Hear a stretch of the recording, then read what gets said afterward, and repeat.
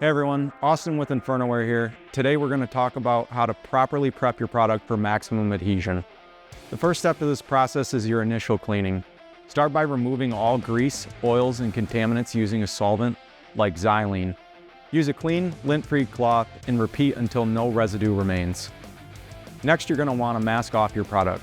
Mask off any areas that should not be blasted, such as threads or precision surfaces. Our next step will be abrasive blasting.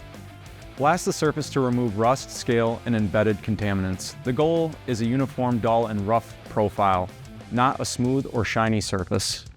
This rough texture is essential for maximum adhesion. When blasting, you're going to want to use a clean, dry aluminum oxide media.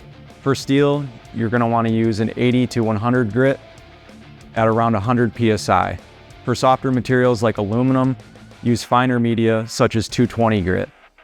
When prepping the surface, please avoid using sandpaper or any type of abrasive products that you need to scrub. Media blasting the product will maximize your adhesion. After blasting, please do not touch the surface with your bare hands. Blow off all dust using clean, dry, oil-free air.